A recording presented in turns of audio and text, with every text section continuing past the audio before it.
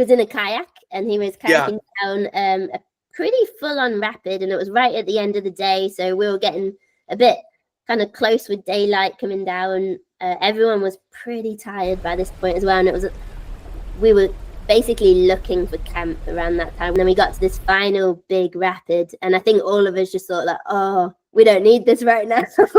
This would have been great like first thing in the day, but now all you could see was a horizon line. Well, some really nasty stuff on river right that we knew we wanted to stay away from, and then on river left a horizon line. So I got out my boat as best as I could, but we were really limited because of the area that we were in. I went down and it was absolutely great, like a nice ledge to boof off, and then like fire away. So it was actually really nice. And then when Steve came down, I'd say he was pretty tired. He just got knocked by a wave just before the ledge, and he didn't get in that nice stroke that he needed. A good strong stroke on the edge of the ledge to pull him over, and he just didn't quite get it. So he lost all that power and momentum he would have had, and he got caught in the hydraulic. We call it a hole or a stopper. It was so kind of ferocious that it kept pulling him back in, down, and then up, back in, down, so recirculating. Yeah, it was really horrible. And hats off to him. He lasted a long time. Luckily, I managed to get back upstream and throw what we call a throw bag. So it's like a bag of rope to him and pull him out. But by that point, he was super tired. He hadn't had a proper breath in a long time. So yeah, it wasn't the nicest experience. And yeah, he did really well to get back on the river the next day. A lot of people wouldn't. So yeah, got a lot of respect from me for that. Yeah, I'm sure he was so grateful to have you on. This episode of Outliers, I'm speaking with Sal Montgomery. Sally is a whitewater kayaking adventurer extraordinaire. She's done adventure filmmaking around the globe, from scouting locations in a Black Hawk in Jordan to kayaking remote rivers in Bhutan. In this interview, we talk about how Sally was introduced to such an exciting and engaging hobby, and how she found herself with such an extraordinary and adventurous career. If you're into adventure sports or filmmaking, this is a great podcast for you. So, let's get into it. You have probably would people say they have like a hunger for adventure or a thirst for life? Now I think of you and your Instagram and like what you do for your career. I've never seen anyone have like such a compelling, just like a thirst to see every part of the world. It's really impressive. Thanks. I'm going to take that as a compliment. That's pretty cool. Oh, I mean it as one. Like it's so cool. I mean, you talked about your job title being adventure coordinator or like adventure. I kind of generalize it in case say like kind of adventure advisor or specialist, because every role I do kind of has an aspect of adventuring, but it's so varied, and all the responsibilities and the tasks I have to do vary so much from job to job that it's really hard to kind of sum it up into one title. So I usually keep it pretty vague. Yeah, no, it's so fun. I love it. I'm not familiar with kayaking, but I love watching you enjoy it. Has it tempted you to try it yet? Oh my gosh, it looks so... I love climbing, and climbing, there's like obvious risks to me, and I feel like I could do a good job controlling them. But water scares me in that like it's so much more powerful than you are. Yeah, like I like climbing. I'm not particularly great at it because I've not been able to dedicate huge amounts of time to it. But I guess I know what you mean in the way that although climbing has its own challenges and kind of things that can make you nervous, obviously a fall and being at height, the environment is mostly quite static unless you're on something very crumbly. Whereas with water, it's obviously very, very dynamic and it's constantly moving, and you've got to react and be on your ball. And if you kind of lose your concentration and mess up, then things can escalate really quickly. But obviously it's super fun. But you have to be very focused and kind of switched on the whole time. Yeah, every photo I see with you and friends doing it, you always have the biggest grin on. So I'm like, maybe I should try it. How did you get into it? So it's a bit of a random one, really. I come from an amazing family, very loving family, but non-adventurous in the slightest. They don't really like the outdoors. They're not sporty.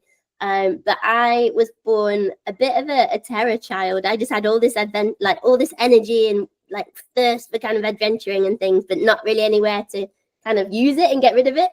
So I was a bit of a nightmare to kind of bring up. Were you But climbing then, like every tree you could find? yeah, and even as a baby, they said that I would just constantly be like, I learned how to climb out my cot really young, and it was just a nightmare every night when they'd try and get me to sleep and things. But yeah, and eventually when I was a bit older, they enrolled me in kind of, I don't know if you have similar in the US. You are in the US, aren't you? Yep. Yeah. We have something here called like rainbows, brownies, guides. Oh yeah, like scouts. Yeah.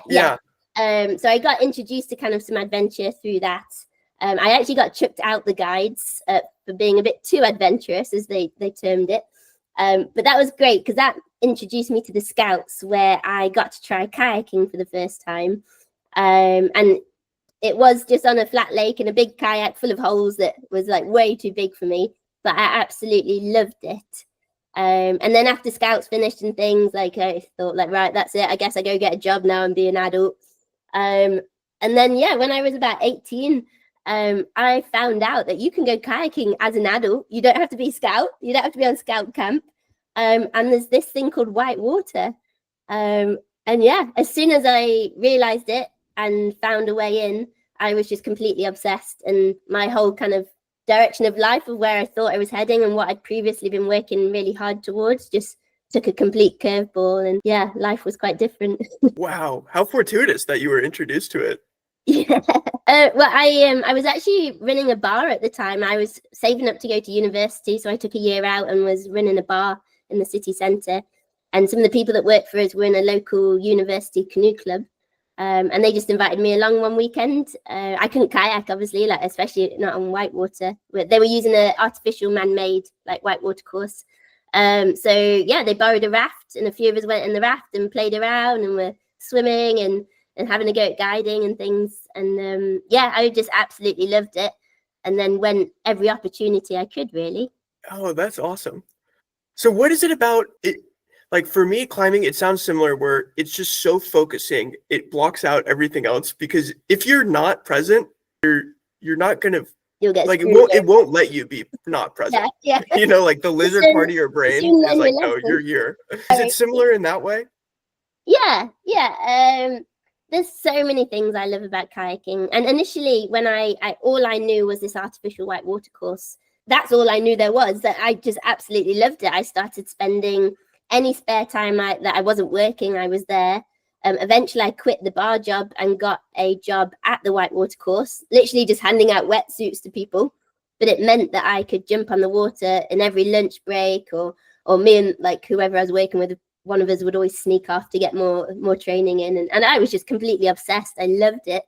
And then when I got introduced to river kayaking, it all changed again, because suddenly gone from this man-made artificial whitewater course, which was super fun, loved it, especially at the weekends in the sun with my pals, to suddenly realizing there's this whole other world where you get to go on an adventure every day and feel like a real life explorer. And again, like life shifted again and yeah, took off in a way I never expected it could. Have you ever seen the movie The Truman Show? No, I haven't. I haven't seen a lot of movies, to be honest.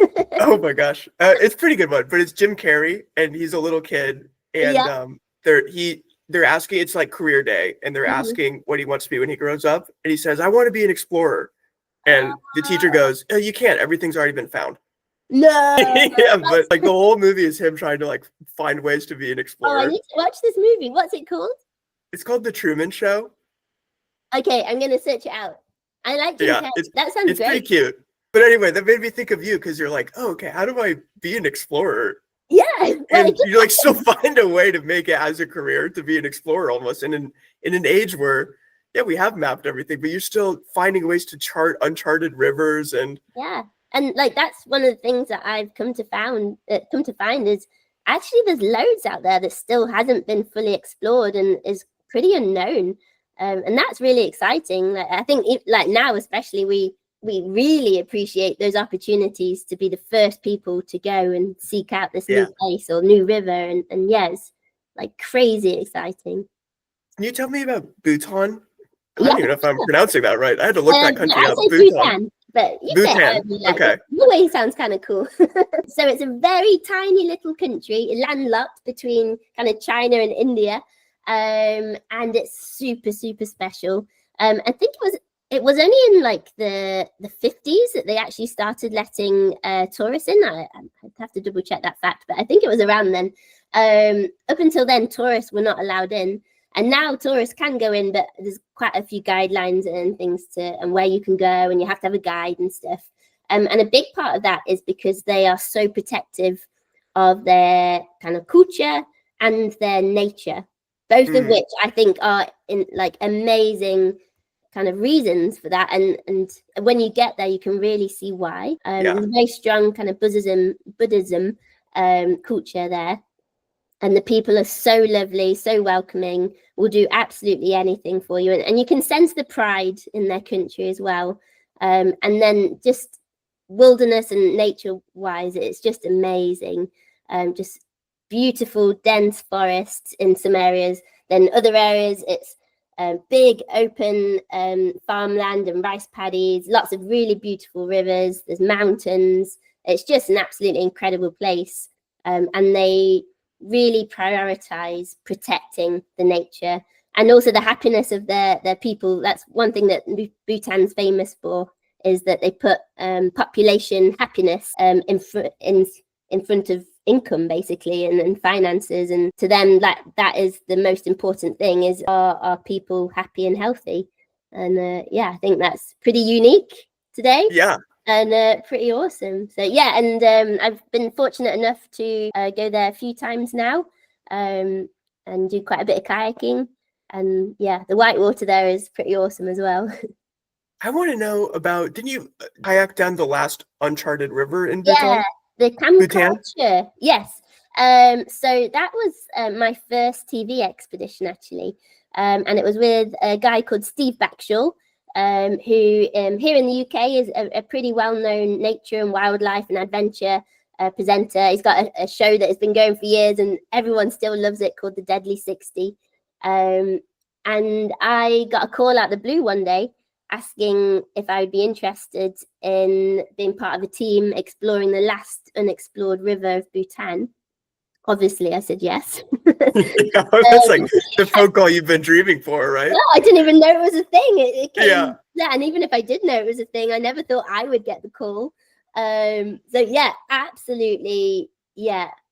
I can't even describe how excited that does sound like a Mad Libs of your interest, or location, adjective. And it's funny because at the time, because I don't have a TV, I don't watch TV, and I don't often watch movies and things. I didn't know who Steve was, even though he's really well known here in the UK. But all I heard in that phone call was, do you want to do a first descent? So go on an expedition, everything's paid for, and you'll get a wage. Yes, amazing. Until that point, I'd just been a dirtbag kayaker, kind of working a bit and then going away kayaking, living as cheap as possible so I could kayak as much as possible, then earn a bit more money.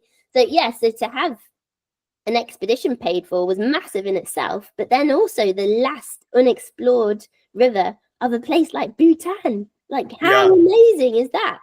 I'd also found out that same week that I needed full shoulder reconstruction, which wasn't ideal. But I didn't tell them that when they asked me about the expedition, and I just got my head down and got things sorted, so I was ready in time. But and that expedition, like, I didn't really go out there with any particular expectations, more kind of, I guess, nervousness, the unknown. I hadn't paddled with Steve before. I'd only just had full shoulder surgery. But the experiences that I had were just, Does celebrity intimidate you? Does what, sorry? Does celebrity intimidate you? Like, were you able to treat it like, okay, it's just another guide job? Or is it like, oh boy, this is a big deal? Like, probably because I'm not really into TV and things. Like, that didn't bother me at all. And to be honest, I don't think it would anyway, but particularly because it was the expedition environment. Because regardless of, it doesn't matter who they are or how many like followers they have or how many videos and things. The fact is, our very little team are going to be relying on each other to get down this river safely. Like, we all need to have each other's backs. It doesn't matter how well known you are. I need to know that if I mess up, you're going to do something about it. Because I'm looking after you, but equally, I need you to look after me. We're a team. So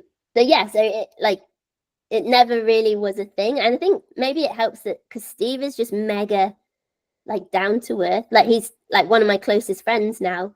And yeah, like other than people coming up to ask him for autographs and stuff, like he's just another friend and another guy, and yeah, super easy to get along with. And maybe if he had been like a high maintenance or stroppy kind of person, then it might have been a different story. But you can tell he's an adventurer at heart. He's not putting it on screen or anything. Like he is that genuine person that people see on screen, and he's very open. He'll tell you when he's scared. He'll tell you when he feels out of his like comfort zone and things. He's a very open person. So I think, yeah, the combination of all those things made out for a really great team. Oh, that's awesome. So are you involved in the coordination? Like, how does the briefing work? Do you have a map of some sorts, or you're coordinating what parts you want to go down? It varies a bit in terms of more the TV side of expedition, would you say? Yeah. So the Bhutan one was a bit different because when I got that call, they had already planned out this trip.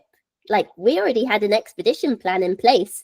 And that for me was really strange because every trip I'd done, I'd been the person seeking it out and researching it and putting in the hours and hours of trying to work out all the logistics and, you know, like being over kind of satellite imagery and things. So that was quite a different one for me. Someone basically telling me like, right, get on this flight at this time. We're going to go here and do this. Like, obviously, once we're on the river, it's up to us.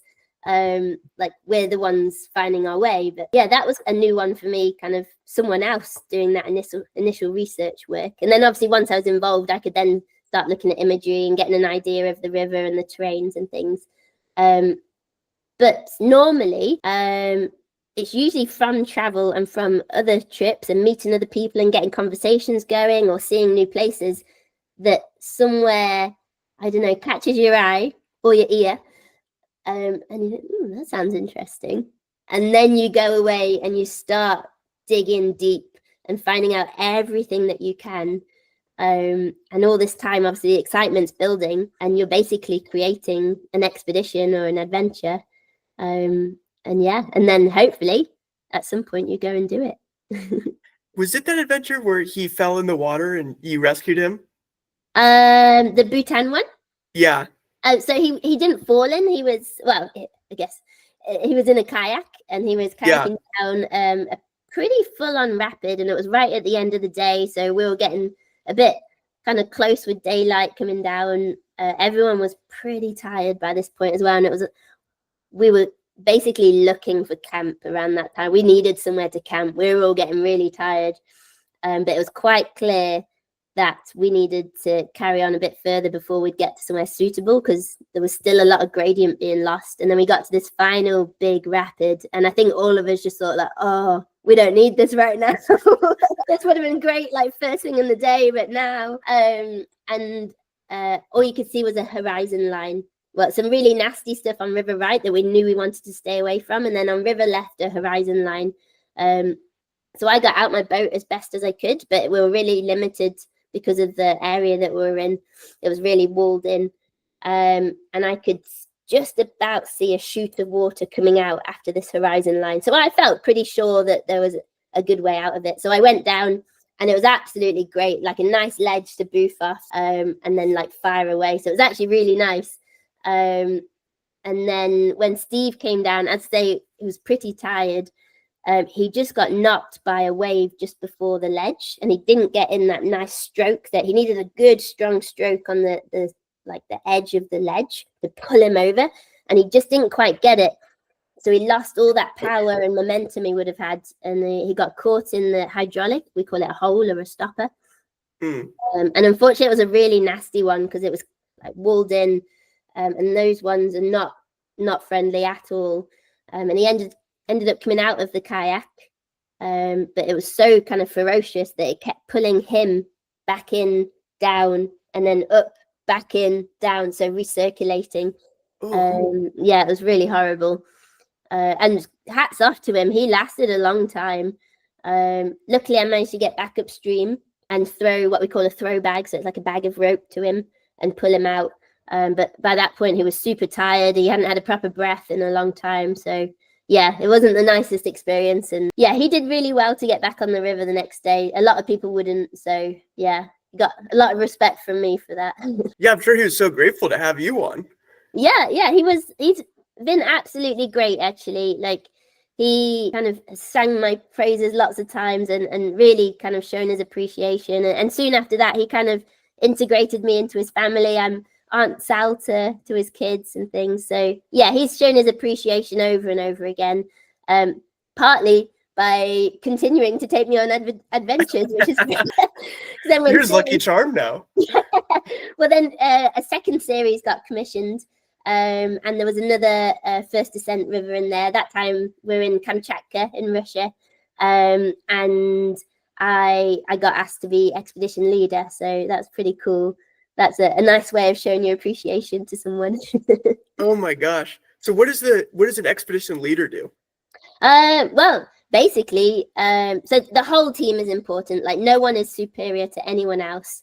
But in general, the leader is usually the one that's more experienced, and in this case, more experienced kind of in expeditions and remote locations, reading whitewater and making calls, basically. But we all still very much act as a team. We make decisions together, but quite often I'm at the front leading Steve down the river. So I'm reading the water and picking the best route for the whole team, really, specifically Steve, because the rest of the team are generally more experienced than Steve. But I'm trying to pick the best route for all of us as we go down. So I'm looking at what I'm doing right now, but also what's next, and then what's ahead of that all the time. And then when you can't see, or there's anything of concern coming up, usually we'll get everyone to stop. And then particularly in expeditions, because you have to really utilize daylight, because you don't want to get caught on the river in the dark. So to save time and everyone getting out their kayak and going and having a look, quite often it'll just be myself. I'll go and have a look, make a call of, is it good, is it bad, and then come back and tell everyone, like, right, if you want to walk, there's a path down the left, like a path, a way down the left. Or if you want to run it, there's a nice booth on the right, blah, blah, blah, blah, blah. Or like, just, kind of I'll go and have a look, make a call, and then report back to everyone and be like, yeah, it's all good, we're heading down the left, or, oh my gosh. But yeah, we very much are a team. Like, leader is, like, once you're on the water, everyone just kind of falls into their place. Even like on like pals trips, we never really say who's going to lead or who's going to go at the front or who's at the back or whatever. You all kind of just take your roles. And I guess because we all know kind of roughly how we compare to each other experience-wise, confidence-wise, how people feel on that particular day, you all kind of slot into your role. It's not even something that's discussed a lot of the time. That's nice. So the rivers have a way of removing ego to some degree. Yeah, massively. I would say over the years, I've learned that more and more. Particularly like earlier on, I know off the river before we'd go kayaking, like not so much, not with pals, but if I'm paddling with people I don't know so well or something, there'd sometimes be some big egos and some very loud voices. And I don't get on too well with that. I tend to kind of step back a little bit, go a bit quiet. I'm not so comfortable around that. And there'd be a lot of chat going on, and to the point where I would start to think like, oh God, like I'm so inexperienced, I'm so crap compared to everyone else and things. And then we'd get on the water, and quite often those loud people go very quiet and start drifting to the back, letting you go ahead. And then, as I say, the river just finds its way of like not putting you in your place, like that sounds wrong, but helping you to find your place. And I'm not always at the front. I've got pals that are way better than me. But we all know who goes where and who does what. And sometimes we'll swap over. In my pal Eli, we paddle together a lot, and we'll quite often swap over, particularly when we've got clients and things. I might go ahead to check out the next rapid, but then he might lead the next section and things. And yeah, like we all just have our way of working together, really. Are there ever moments after you wrap up a show and you're so excited to show it to people, and then do you ever see a comment like, this is probably some Hollywood soundstage, or like they probably just have some Hollywood magic going on? This isn't real. Does that ever happen? There's going to be haters, isn't there? Like, that would drive me nuts if I were you. Like, no, we traveled. I had to put so much work into this. Yeah, and like Steve gets it way worse than any of us. But I don't tend to read a lot of it, to be honest, because it doesn't really matter what you put up. There will always be some negativity. And a lot of the time when I have seen some comments, I just think, like, you just weren't there. You don't know. Right. Like, you don't know. Like, that whole 2-week expedition has been put into a 20-minute show. Yeah. you're just seeing a snippet of it. And sorry, a bit of a cold. Good. But yeah, to be honest, I don't tend to read any of it, to be honest. I see the odd thing, but I know it sometimes upsets Steve a little bit. But at the end of the day, we're doing what we love. And I guess there's always going to be a bit of bitterness. Like sometimes some of the stuff a lot of the time the stuff we're doing is pretty cool. And maybe that kind of like brings out a bit of negativity in people, like especially if they're kind of not so happy with their own lives or their own job and things. Yeah. And everyone's got a story, haven't they? Like anyone that's a bit like there's just a little bit of that on the internet. Yeah. I think like, someone's being mean or like negative and stuff, it's probably because they've got something going on in their life. Like there's some stuff going on with them, isn't there?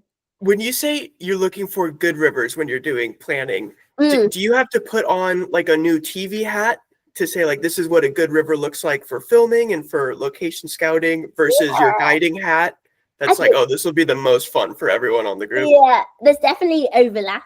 But I do look at things very differently depending on whether it's a trip I'm doing with my friends or if it's a trip that is being pitched for a TV show. So I'm actually kind of in the process of this at the moment. I'm trying to plan a friend's personal trip, but I'm also putting together some pictures with Steve for some potential adventures. And although we want awesome whitewater and we want fun, exciting whitewater, we also have to consider a lot of things really, but just briefly, we need to work out our logistics. That's people, but also all the gear, so the expedition gear and all the camera gear, sound gear and everything. How we're going to charge batteries, offload SD cards and things.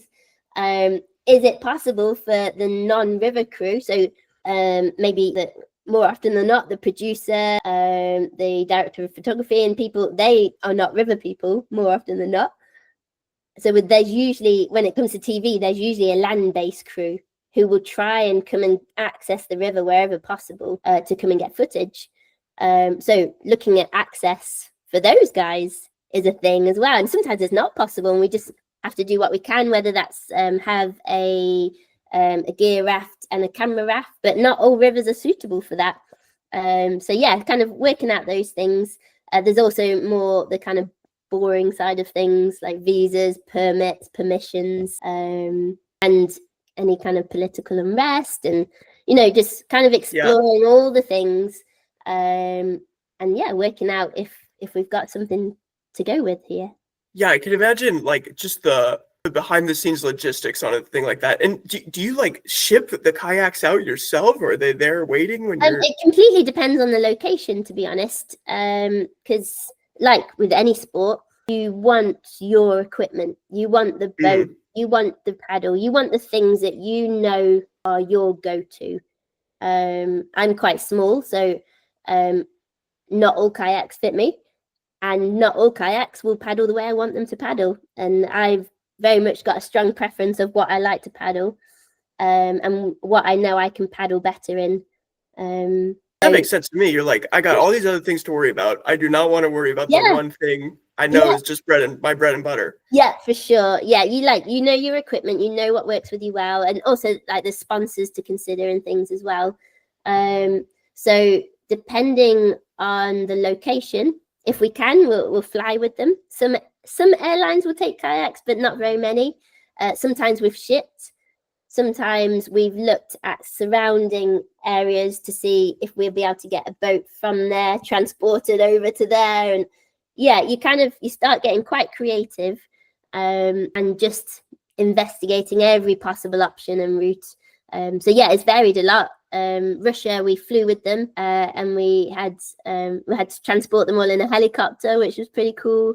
But other times we've been able to ship them. Yeah, it's really varied. Speaking of helicopters, I saw the coolest photo. One of the coolest photos I've ever seen is you in a Black Hawk helicopter. Oh yeah. And I think you're in Jordan. Yes, yeah. Black Hawks are my favorite, actually. Oh my gosh, it's a cool looking helicopter, and you're like, it's such a pristine desert landscape you're flying over. Yes, so that was actually on a recce. So sometimes, depending on the expedition or the adventure, sometimes it's necessary to go and do a recce. And in TV, what is a recce? So like going and scouting it out. Okay. Yeah. So like a reconnaissance. Oh yeah, probably. So like if I'm planning an expedition here, but we can't gather as much information as we need, either there's not enough imagery available, there's no contacts that we can get hold of, there's no, like, we just can't get really valuable information, then we might, like, just a very small number of us fly over there and go and That's so cool. Yeah, and it's really cool. A bit of a whirlwind, because obviously it adds to all the expense and everything of a trip. So it's usually just a very short few days, and you have to see everything in those few days. So there's not much sleep going on, but it's pretty exciting. So the Jordan one was a recce for an upcoming expedition. And yeah, we're super lucky. We got to fly over and around Wadi Rum and Petra, which are pretty amazing, kind of well-known sites in Jordan, as well as a few other places as well. And yeah, as you say, just kind of pristine desert. It's pretty exciting.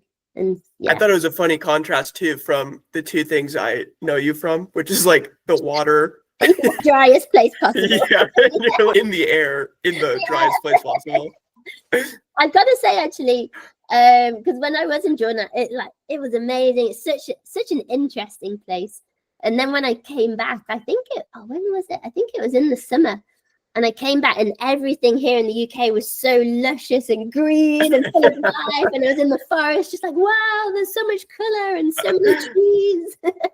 I think I'd forgotten how little nature obviously you're out in desert and things, but I hadn't really seen any trees or birds or anything during that time. So yeah, it all seemed pretty exciting when I got back. Oh my gosh, yeah. What kind of things are you looking for when you do the location scouting? Like, what would make you say, oh, we can't film here, it's too remote, like it's just not compatible with our crew? Yeah, and like we try not to, in general, we like remote places. Right. Jordan was a bit different because we were looking at quite well-known, quite accessible places. A lot of tourists go to some of those places. But in general, remote is not usually it's not something that put us off. It's more, okay, it's remote, but can we access it? Is there a way to do it? If we were going to do it, how would we do it? But quite often so that particular one, we were looking at kind of the routes that we'd be taking and the accessibility, the logistics of that.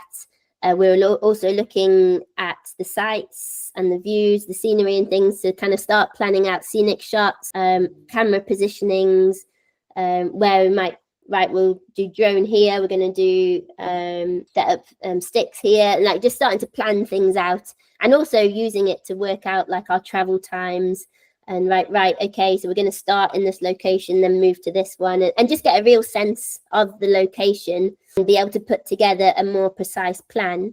So then later on down the line, when the whole crew fly out, and time is everything on these, like TV world is a bit mad, every minute counts, then straight away you've got a really detailed, specific plan. Everyone knows where they need to be at what time and what's happening. And yeah, you've just taken out a lot of that thinking time when it comes to the real thing. And also ironed out any potential issues or things that wouldn't quite work. That makes sense. How does it show like the Deal or No Deal Island edition compared to some of your past work experience? That sounds pretty like remote, and I imagine that one's a little more taste of the Hollywood glamour. Yeah, like they couldn't be any more different. But to be honest, they're all really fun to work on. So Deal or No Deal Island is predominantly shown in the US, and yeah, it's pretty mad. But to be honest, it's so much fun to work on. So my particular role, I kind of work very closely with the challenge team, and we're coming up with challenges, making them as kind of crazy as possible. First of all, sorry, do you mind sharing like the premise for that show? I can if you want. So I don't know so much about like in the US if it's as well known, but in the UK at least there was a show long time ago called Deal or No Deal. Oh, it's huge here. Yeah. Oh, cool, awesome. Yeah. So here in the UK, like I remember it, I was quite young, I think, but I do remember it being on TV, but it was very much like a studio-based game show. And then this show is basically bringing in a load of cast members, basically, so people apply to be on it, and they always try and pick really varied kind of characters and things, and then they come and live on this island, and every day they're completing challenges. Usually they're pretty crazy challenges, and yeah, sometimes scary, sometimes kind of extreme, other times like take a lot of mental kind of working out and things. And then at the end of each challenge, someone has to play the banker, and then potentially leave and be out the game, and or potentially win a lot of money. So yeah, it's good fun. It's very different to the expedition work, but it's cool. Like, you come up with these challenges, and to start with, they sound absolutely ridiculous and like really extreme. And how would we do this in a safe way? But then when you start actually creating it and putting it together, you find these ways of doing things. And we get to do all the testing, which is pretty good fun. You get to be a big kid and be up in the trees and in the sea, doing all these cool things, testing them, working out any issues, any potential safety concerns, and then trying to iron them out as much as possible before doing them with a group of testers, and then doing it for real. So yeah, it's exciting. It's good fun. Again, That's so cool. time is very, very precious, so everything is moving really fast, but it's good fun. So maybe even a bigger scale project, like you could still notice that there's just this go attitude. Yeah, even with a crew, that one's got like a crew of about 300, but it still feels short, like that you need more people and more time, and there's always this time pressure. But I think that like we're all quite driven by that. I think we're the kind of people that need a bit of pressure and that excitement to it and things. So, yeah, is there a tricky balance for you between, like, obviously that time pressure, that financial pressure, like we got to get this shoot done, and then I imagine too, like the safety side of you is like, hey, we got to take our time, like this is worth. Is that a tension at all on set? No, I'd say that fortunately, people that work in TV, particularly on that show, are very safety aware, and yes, they don't always want to have to pause things and give up more time because something needs ironing out, but they equally understand the importance. And if anything were to happen to anyone, obviously that would be kind of everyone's worst nightmare, and no one wants it to happen. So people are pretty respectful of that, actually. Like, the safety element of things comes as top priority. Like, before entertaining factors or anything, like, is it safe? If not, we need to hold everything and make it safe. And obviously there's always going to be some risk. We're on an island, we're in Central America. There's even just the environment we're in has quite a few threats, even just kind of the bugs that are around and the plants and things and the heat. But then we're asking people to do pretty physical things. And there is a bit of an element of danger, but we try and do what we can to kind of reduce that severity. And we've got kind of a whole team on standby if anything were to occur. So yeah, it's definitely a big factor, and it's pretty well respected, I would say. Can you tell me about your Nepal expedition? Oh yeah. Do you mean my first one? Yeah, your solo expedition. Okay. Well, I guess it wasn't really a solo expedition as such, but it was my first ever solo trip. So prior to that, I'd only ever paddled in the UK and around some of Europe, but more just like with a group of people traveling, a group of friends in our camper vans and things. And then I had dreams of going to Nepal, but everyone was keen on the idea, but wouldn't actually commit. So in the end, I just went for it. And initially, my first couple of days there, well, actually the first day there, it seemed like the worst idea possible. And I was kind of cursing myself, thinking like, how did you ever think that this was a good idea? This is a complete nightmare and disaster. And things were going really, really wrong. And it was very stressful because obviously I'd never traveled alone before. And suddenly I'm in Kathmandu, which is a pretty crazy place. And things were not going well. I'd had some, like, even just in that first night, I'd had some really scary experiences. But then the next day I woke up, everything's better in daylight, isn't it? A lot less scary. And yeah, I got on a bus and went to the mountains. Luckily, a really nice group of British people had invited me on a river trip they were doing. So I went and joined them for about a week on a river. And then they left and I stayed out. And I was going to stay for another 2 weeks, but I think I actually stayed about 6 weeks in total. And I just had the best adventure yet. I paddled so many rivers. I did my first ever overnighters. Until that point, I hadn't ever done what we call an overnighter or a multi-day, where you're sleeping along the way. You're carrying all your stuff with you, your camping gear, your food, everything, and you're pulling up each evening and making camp on a beach and then carrying on the next day. I'd never done that before. And suddenly I was doing it most nights in Nepal. And it was just, for me, I would say it was pretty life-changing, because when I went out there, I was actually a physiotherapist in the NHS. And it was fine. Like, I kind of enjoyed it. I was still learning a lot and finding it fairly interesting. And then I was kayaking on my days off and things. But then when I went out to Nepal and really kind of showed myself that I can do this, it was scary at hell at times, and things did not go right. And I probably cried a lot of times. But in the end, I had the best adventure yet. And I came back a different person and wanting something completely different from life. And I made some big changes. I came home. I ended my relationship. I quit my job. And I just was all about kayaking and exploring. And everything shifted, really. That's a beautiful story. It's almost so, if you were a book, I'd be like, oh, there's some parallel between the river taking you down some path you're not sure of, and you just have to trust you. Yeah. It knows where it's taking you. Yeah, I didn't know where it was taking me, and as I say, there were definitely some low points and some scary points, but then there were the best points I'd ever had in my life in that trip as well. Yeah. And everything just worked out. It got there in the end. And I ended up getting employed by a company called Paddle Nepal whilst I was out there, kind of like the most well-respected company out there. Started hiring me to do some river guiding and safety kayaking and things. I was, wow! Like, prior to that, I never would have thought they'd want me to do that, like that I'd be good enough to do that kind of thing.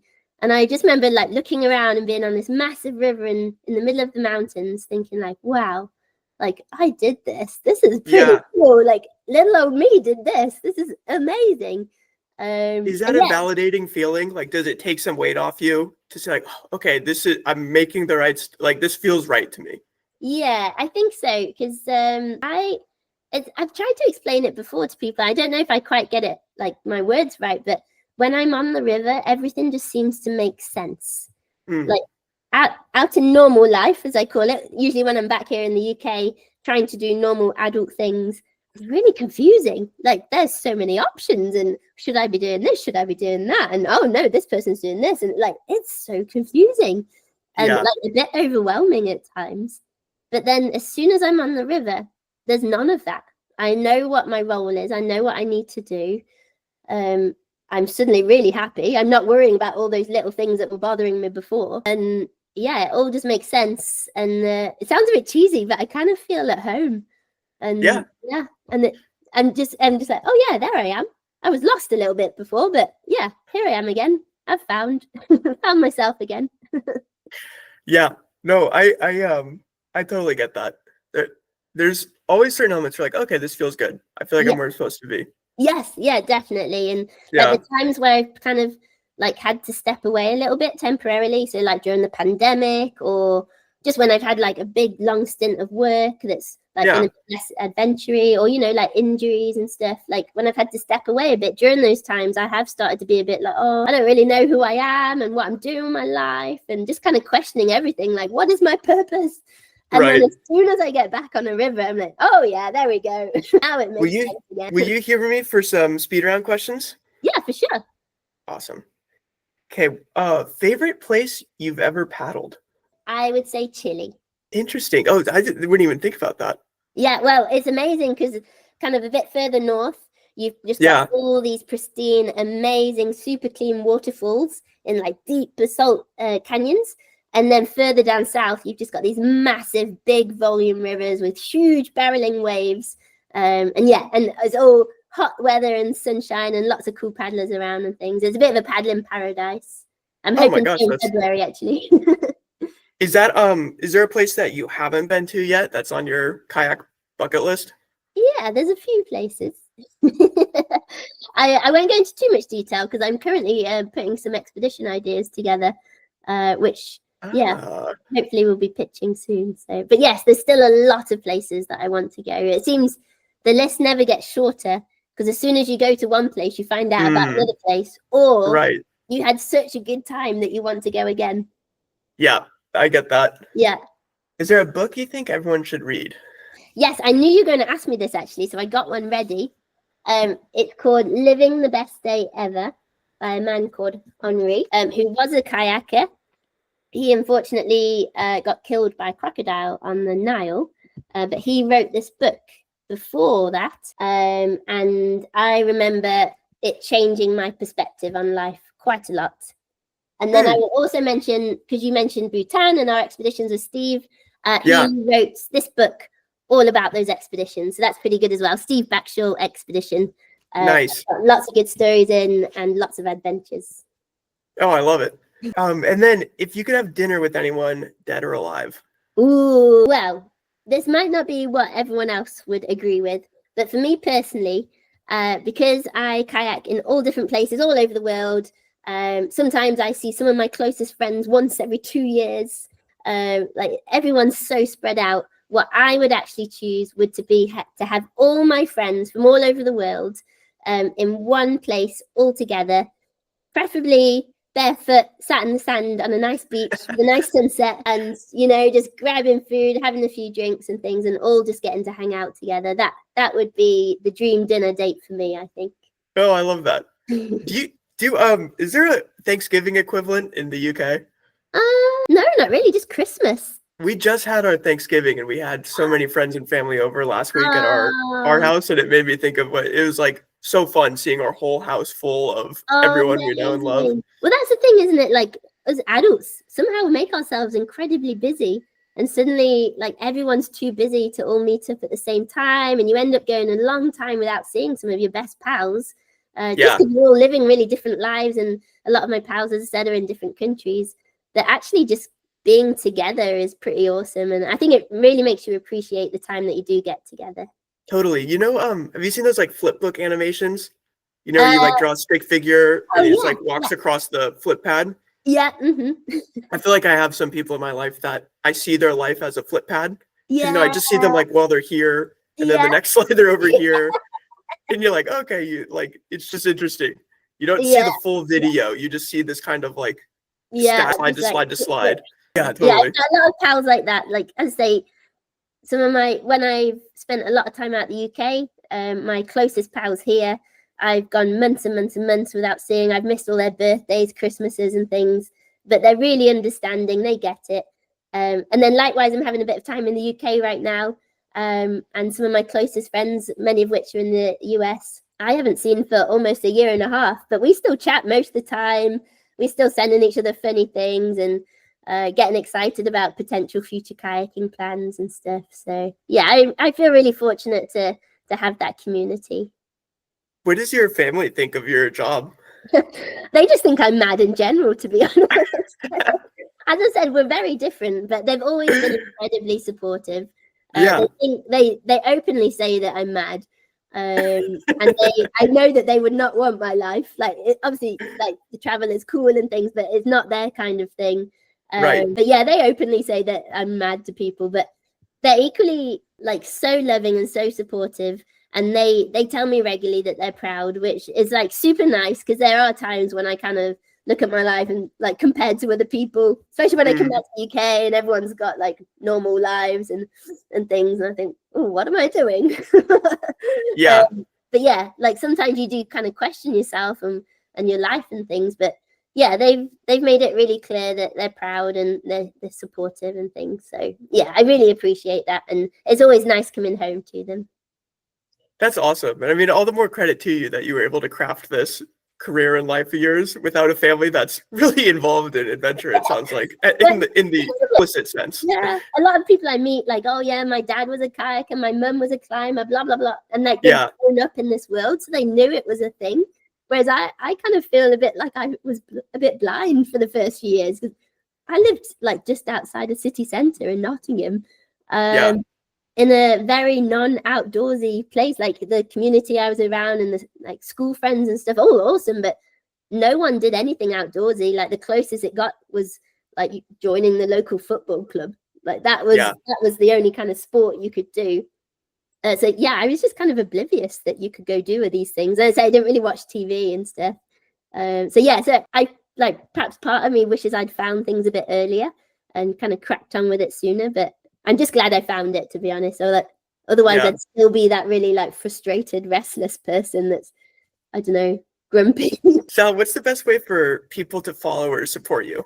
Oh, it'd be awesome if people wanted to follow my Instagram. That is Sal, SAL Montgomery, which is Montgomery. That would be I'll awesome. plug all that below too. Cool. Thank you very much. Yeah.